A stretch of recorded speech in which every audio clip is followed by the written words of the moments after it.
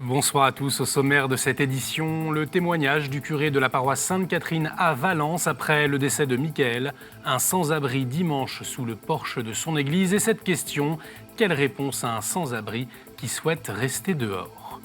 Nous entendrons également le docteur Nabil Antaki, médecin à Alep, alors que le cessez-le-feu dans le quartier de la Ghouta n'a pas été respecté aujourd'hui. Et puis un reportage avec les évêques de France au Salon de l'Agriculture. Une vingtaine a fait le déplacement hier pour rassurer les agriculteurs de leur proximité.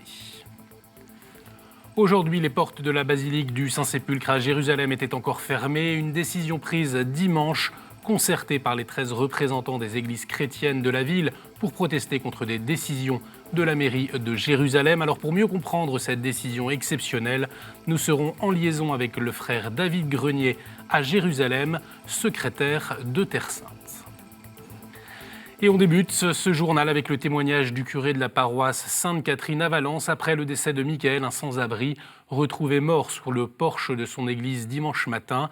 Il y dormait depuis 2 mois. Le père Pouzin, curé de la paroisse, le connaissait bien. Il lui a proposé à plusieurs reprises de rejoindre l'Étape, un centre d'accueil du diocèse pour les sans-abri. Mais Michael a toujours préféré rester dehors. C'est quelqu'un que je saluais régulièrement, à qui je disais bonjour, à qui j'ai apporté de la nourriture, avec qui j'ai parlé, qui me demandait s'il avait la permission de rentrer dans l'église pour venir recharger les batteries de son portable. Sans quoi, je lui ai toujours dit t'es ici chez toi. Je suis profondément meurtri. Après, je pense que la vraie question, elle se pose, elle est posée à tout le monde. C'est comment on accompagne, comment on apporte du réconfort, comment on aide ces gens-là. Il faut quand même savoir que quand on discute avec ces gens, souvent ils n'aiment pas trop aller dans les centres d'urgence parce qu'ils sont souvent confrontés à la violence, souvent on leur vole leurs affaires. Donc c'est vrai que ça interroge tout le monde. En même temps, on est extrêmement démunis parce que on a envie de faire, on est là. C'est aussi un monde à l'extérieur, dans la rue, il y a beaucoup de violence. On sait aussi qu'il y a de la drogue. On sait aussi qu'il y a de la misère. Aujourd'hui aussi, on voit des familles de réfugiés avec parfois même des enfants qui sont confrontés à ces questions-là. Donc, c'est extrêmement bouleversant et on se dit, finalement, le grand cri de l'abbé Pierre, il est toujours bien d'actualité. Le père Guillaume Tessier, vicaire général du diocèse, a de son côté publié un communiqué dans lequel il écrit « Le froid l'a emporté, mais il avait commencé à mourir bien avant, et c'est cet avant de nos vies cloisonnées, de nos yeux qui ne voient plus la détresse, que nous ne devons pas supporter. » On le voit bien avec ce drame, la complexité de convaincre un sans-abri de rejoindre un centre pour être au chaud. En Belgique, le bourgmestre de la ville d'Etterbeek a décrété dimanche, face à la vague de froid, une ordonnance de police et elle impose l'arrestation des sans-abri qui refusent de quitter la rue malgré l'urgence. Sur cette question, nous avons joint Cynthia Simpson. Elle est la fondatrice avec le père Charbel de l'association Solidarité Grand Froid en Belgique. On l'écoute. Oui, il faut trouver un système d'hébergement. Mais il y en a qui veulent pas être hébergés. Et ceux qui ne souhaitent pas être hébergés, il faut les aider, il faut aller vers eux. Il y a ça comme solution. L'idéal, c'est qu'il y ait de plus en plus de maisons qui sont vides, des bâtiments vides, qui soient emménagés. Et ça c'est pas que un problème de mairie, de politique, c'est aussi un problème de propriétaires qui ne souhaitent pas ouvrir leur bâtiment vide la plupart du temps pour héberger les sans-abri. Et le vrai problème, il est là aussi. Moi, je suis pas du style à... Autant, nous, on n'est pas du tout politisés, on est totalement indépendants, et il ne faut pas toujours accuser les politiques. C'est aussi le problème du citoyen d'aider les sans-abri. Et pour avoir une note un peu plus positive, pour l'instant, on vit une période extraordinaire. Moi, les gens m'appellent en me disant « J'ai une chambre de disponible, si vous avez un sans-abri, il peut venir chez nous à la maison. » Et ça, c'est merveilleux, une belle action citoyenne qui se met en place par cette température, on va dire, polaire. En Syrie, malgré la trêve humanitaire entrée en vigueur ce matin, les bombardements n'ont pas cessé dans le quartier de la Ghouta. Cette trêve devait permettre aux habitants d'évacuer les blessés. Dimanche, à l'issue de l'Angélus, le Saint-Père a lancé un appel pressant pour que les violences cessent. Ce mois de février a été l'un des plus violents en 7 ans de conflit. Des centaines, des milliers de victimes civiles, des enfants, des femmes, des personnes âgées. Même les hôpitaux ont été touchés. Les gens n'ont plus de quoi manger. Frères et sœurs, tout cela est inhumain. On ne peut pas combattre le mal par le mal. Et la guerre est un mal. En fin de semaine dernière, le nonce apostolique en Syrie, Monseigneur Zenari, dans les colonnes de l'Osservatore Romano, parlait d'un moment infernal pour la Syrie. Nabil Antaki, médecin et mariste bleu à Alep, rappelle que les chrétiens sont aussi visés à Damas. On l'écoute. Les terroristes de la route orientale envoient quotidiennement des dizaines de mortiers sur Damas. Et ces mortiers tombent sur les quartiers les plus proches de la route orientale, qui sont les quartiers chrétiens de Damas. Et donc, tous les jours, il y a des civils de Damas qui meurent et qui sont blessés, principalement des chrétiens. L'armée syrienne ne bombarde pas une zone pleine de civils. Il ne faut pas oublier que là-bas, il y a des barbus, des djihadistes, des extrémistes, des islamistes, et que c'est eux qui sont visés par la population civile. L'armée syrienne a décidé de libérer cette enclave qui est sous le contrôle des terroristes depuis 7 ans. Et donc forcément, il y a des civils qui sont atteints. Et alors, le but de la trêve humanitaire, c'est surtout pour imposer un cessez-le-feu et empêcher l'armée syrienne de continuer son travail.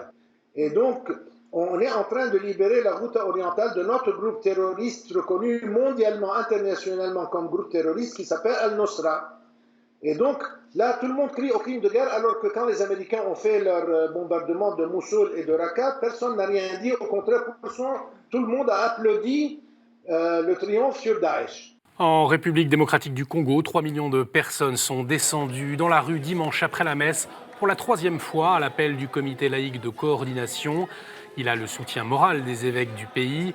Chapelets et Bibles à la main, les manifestants ont dit non à la dictature du président Kabila.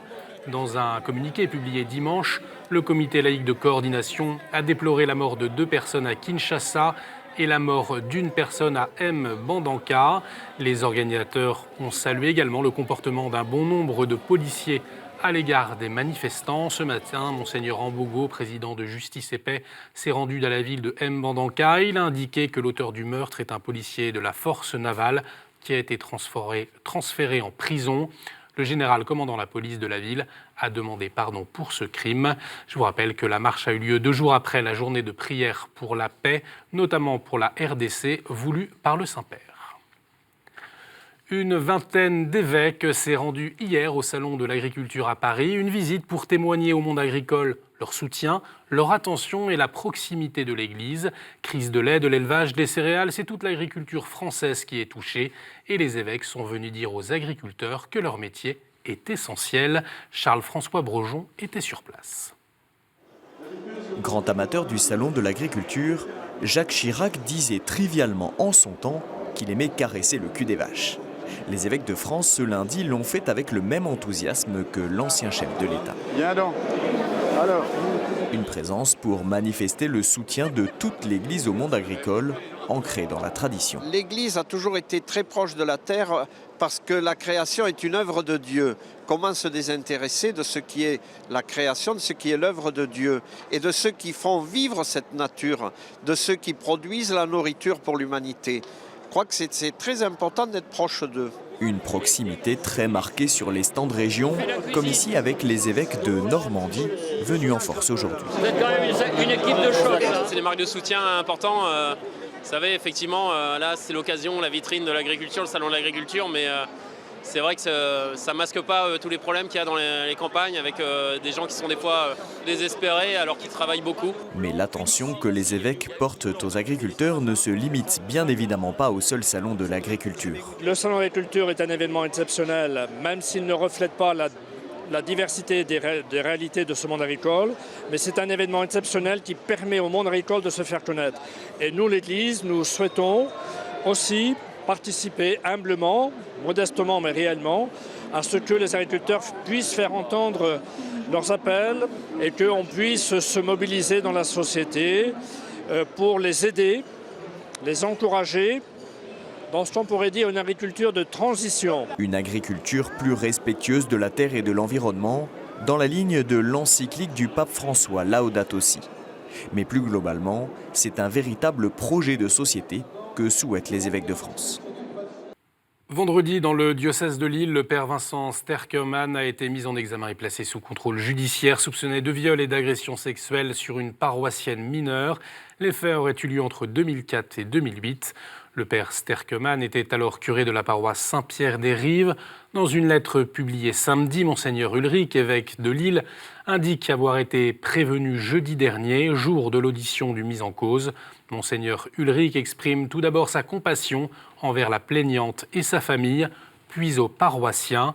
Tant que la procédure judiciaire est en cours, le mis en examen est suspendu de ses fonctions de curé et de l'exercice du ministère sacerdotal. Si une révision de la loi bioéthique est nécessaire sur certains aspects, bien sûr, la fin de vie, il faut commencer par appliquer les lois existantes. C'est l'avis de Monseigneur Emmanuel Gobillard, évêque auxiliaire de Lyon. Il s'est exprimé hier sur les états généraux de la bioéthique dans une vidéo diffusée par le diocèse de Lyon. Monseigneur Gobillard aborde les enjeux de la consultation citoyenne dans le cadre de la révision de la loi bioéthique, une loi que l'on pourrait déjà appliquer pour lui, notamment sur l'accompagnement des personnes en fin de vie. On l'écoute. Alors, sur certains sujets, oui, c'est évident, puisque la dernière loi date de 2011, donc ça fait 7 ans, et que dans le domaine des biotechnologies, dans le domaine des données médicales, les choses ont avancé considérablement. Donc il faut absolument que cette loi évolue pour protéger les personnes, pour respecter les personnes. Dans d'autres domaines, comme la fin de vie, il me semble que la loi n'est pas assez appliquée. Elle propose en particulier un développement généralisé des soins palliatifs, et nous constatons que ce développement et cette généralisation n'a pas lieu par manque de moyens. Donc sur ce sujet particulièrement, et peut-être sur d'autres, commençons par faire appliquer la loi de 2011, dans la mesure où elle respecte la dignité des personnes. Ce week-end, à Rome, a débuté la 12e édition de la Clericus Cup. Il s'agit d'un tournoi de football où s'affrontent des équipes composées de prêtres et séminaristes venus du monde entier. La finale aura lieu le 27 mai prochain. Et en plus des classiques carton jaune et carton rouge, une nouvelle règle pour les joueurs, le carton bleu, qui est en fait une pénalité de 5 minutes pour anti-jeu, une façon de montrer qu'une faute peut être rachetée. Et heureusement que les matchs ont eu lieu samedi, puisque la ville de Rome s'est réveillée lundi matin couverte d'un manteau neigeux. Cela faisait 6 ans qu'on n'avait pas vu le Vatican sous la neige. Je vous laisse apprécier les images et les batailles de boules de neige. Ça marche pour les touristes, comme on peut le voir, mais aussi pour les séminaristes. Et on poursuit avec la chronique du Père Bader. Il nous parle du Père Piccerello. À l'occasion des 10 ans de sa mort, un prêtre italien amoureux de la Terre Sainte.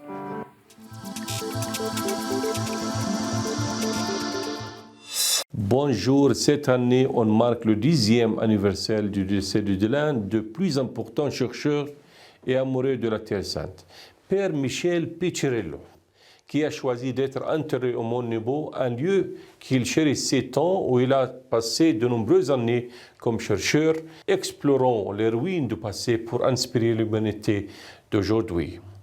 Le prêtre italien était fasciné par la Terre Sainte, qu'il inspirait depuis l'enfance. Arrivé à 16 ans à Jérusalem pour ses études, il sera ordonné prêtre avant de retourner à Rome pour étudier l'archéologie. Il reviendra à Jérusalem pour débuter sa carrière académique au Collège des Franciscains. Archéologue renommé, il alla au Mont Nebo en 1976 et découvrit le site du prophète Moïse, de reliques du baptême ainsi que de mosaïques à la valeur inestimable. Il travailla à Omar Rassas, référé dans la Bible par Mifat. Il mit en lumière la vie communautaire entre chrétiens et musulmans. La cité devint, grâce à lui, une attraction touristique dans notre bien-aimé pays, fut ajouté comme ville du patrimoine mondial. Piccirillo enseigna à l'Institut pontifical biblique à Rome. Il fit partie des premiers à découvrir Bethanie où le Christ fut baptisé. Il participa notamment au grand jubilé de l'an 2000 où il guida le pape Jean-Paul II pendant sa visite en Terre Sainte. Il est l'auteur de nombreux ouvrages sur le mosaïque et les sites archéologiques en Jordanie et en Palestine. Amour, reconnaissance et gratitude sont transmis au père Michel Piccirillo en ce 10e anniversaire de son décès.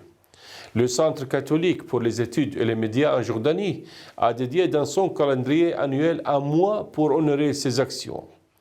Lors d'un récent séminaire nommé Italie, Culture et la Méditerranée, tenu à l'ambassade d'Italie de Amman, on évoqua les initiatives pour commémorer les 10 ans du décès du père Michel Piccirillo. Bon temps de carême, au revoir. Merci Père Bader. Tout de suite, c'est notre dossier.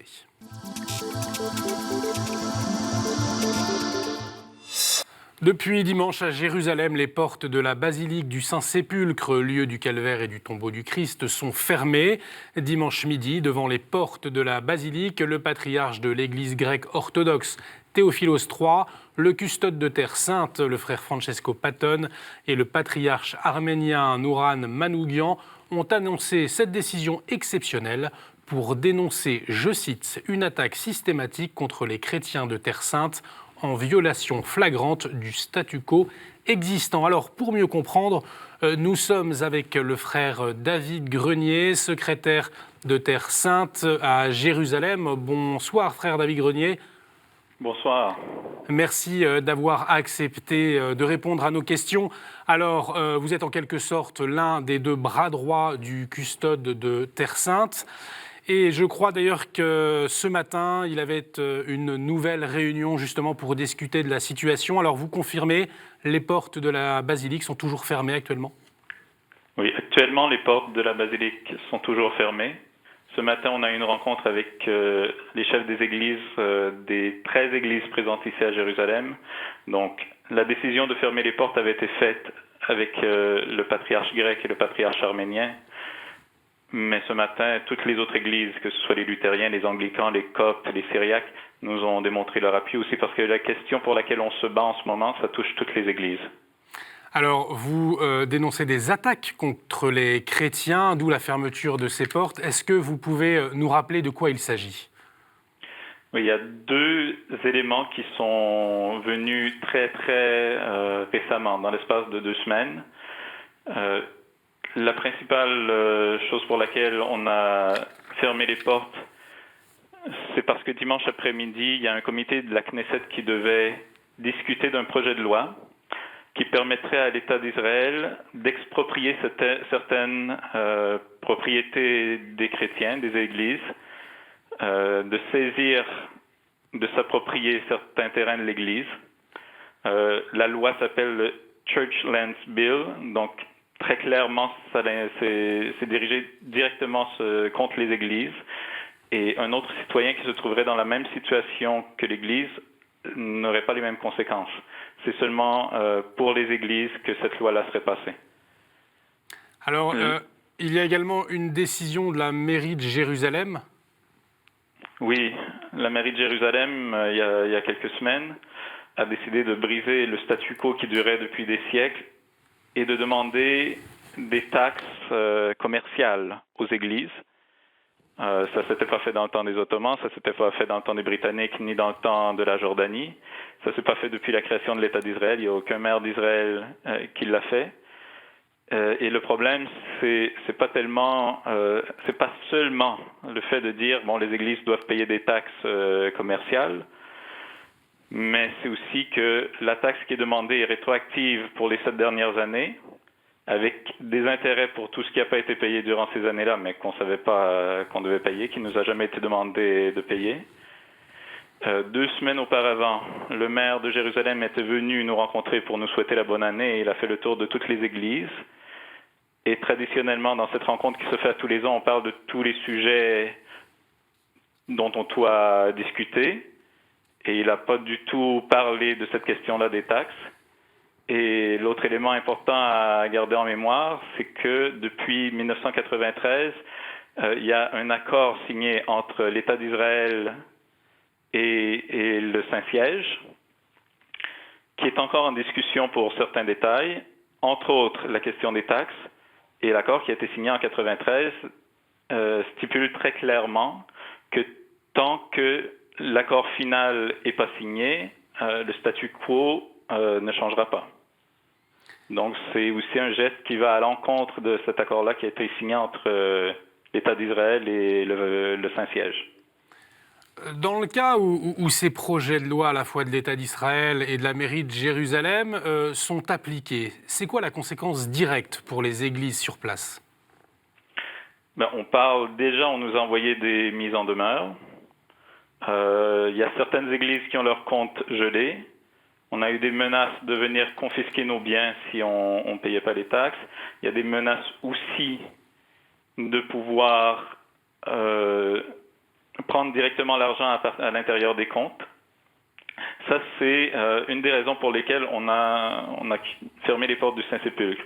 Je dois dire que depuis, entre-temps, il y a quelques minutes, il y a quelques heures, le Premier ministre Netanyahou a fait une déclaration qu'il était ouvert à former un comité qui discuterait avec les églises et que jusqu'à ce que cette discussion-là, ce dialogue-là entre les églises et le comité vienne à conclusion, les démarches prises par la municipalité seraient arrêtées. Donc, dans le cas où ces décisions seraient prises, quelles seraient les populations les plus touchées finalement? En fait, ça touche toutes les églises. Ça, c'est sûr qu'on est tous en danger. Il y a plusieurs de nos activités qui sont en danger. On parle d'activités commerciales, mais c'est pas extrêmement clair ce que la municipalité entend par activité commerciale. On a des hôpitaux qui ont reçu des demandes de paiement. On a certaines églises, des monastères où les moines vivent, où la municipalité a envoyé des demandes de paiement aussi. Déjà, c'est pas très clair. Et il faut dire que beaucoup de nos activités, ce qu'on peut entendre comme commercial, c'est les hôpitaux, les résidences pour personnes âgées, les écoles. Et nous, comme on a comme désir depuis très très longtemps, depuis des siècles, d'aider la population locale, dans nos écoles, dans nos hôpitaux, on charge beaucoup moins cher que dans les hôpitaux ou dans les écoles de l'État. On essaie de rejoindre la population qui n'a pas les moyens d'étudier dans les autres établissements ou d'être traité de la même façon dans d'autres établissements. Ce qui fait que il y a beaucoup des œuvres de charité qui sont en danger parce que plusieurs de ces, par exemple dans nos écoles, on ne fait pas d'argent, on n'est pas des hommes d'affaires. Nous, on est déficitaires en fait. On prend de l'argent qu'on a de d'autres sources, de nos donateurs, pour faire en sorte qu'on puisse donner l'éducation à ces étudiants-là. Nos écoles ont été fondées dans la période de l'Empire ottoman, alors que les Ottomans, pour eux, plus les gens restaient ignorants, mieux c'était. Donc ça a été les premières écoles fondées ici, en Terre Sainte.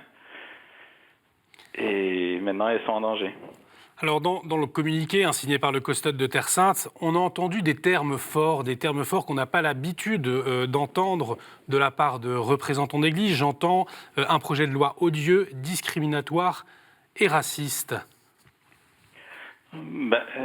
Si on parle du projet de loi justement sur les terrains, le fait qu'on dise, oui, on va passer cette loi-là qui nous permet de prendre des terrains des églises, mais seulement des églises. Les autres citoyens, ils n'auront pas de problème. Quand on considère aussi que l'Église, je veux dire, les chrétiens ici sont 2% de la population, même pas, c'est moins de 2% de la population. Donc si on fait une loi qui vise directement 2% de la population et que tous les autres citoyens sont exempts, pour nous c'est discriminatoire. Qu'est-ce que vous dites aux 3 millions de pèlerins qui viennent chaque année à Jérusalem aujourd'hui? Nous, on veut les accueillir. On sait qu'il y a beaucoup de pèlerins qui ont été déçus ces jours-ci parce qu'ils sont venus et bien sûr, ils voulaient aller au Saint-Sépulcre et ils n'ont pas pu le faire. vraiment, ça nous déçoit. Les frères à l'intérieur du Saint-Sépulcre insistent pour dire qu'ils continuent les prières et les célébrations comme ça se fait à tous les jours, même si les pèlerins ne sont pas là, et ils prient spécialement pour les intentions des pèlerins qui n'ont pas pu entrer. Mais si ce geste-là a été fait, c'est parce qu'on voulait être sûr que dans 10 ans, les pèlerins puissent continuer à aller au Saint-Sépulcre. Maintenant, pendant 3 jours, les pèlerins n'ont pas pu entrer à l'intérieur du Saint-Sépulcre. On ne veut pas que dans 10 ans, ce soit pour 1 an, pour 10 ans. On veut s'assurer que la présence chrétienne demeure et qu'on puisse continuer à avoir les ressources pour prendre soin des sanctuaires. Une dernière question. Qu'est-ce que vous attendez aujourd'hui des autorités israéliennes pour pouvoir enfin sortir de cette crise ? Déjà, les autorités israéliennes, comme je le disais, ont montré un signe d'ouverture aujourd'hui. Le Premier ministre a décidé de former un comité pour dialoguer avec les églises, qui est ce qu'on demandait depuis le départ. Maintenant, les chefs des églises, comme ça a été une décision faite par l'ensemble de l'église et l'ensemble des chefs des églises, ici on a parlé vraiment d'une seule voix. La réponse au communiqué qui a été fait va venir aussi de l'ensemble des chefs des églises. Donc maintenant, il y a des discussions, il y a une préparation de réponse au geste qui a été fait par le Premier ministre. Merci beaucoup, frère David Grenier, d'avoir accepté de nous éclairer sur cette situation à Jérusalem. Vous pouvez revoir cette émission sur notre site internet www.ktotv.com et aussi réagir avec le hashtag à la source.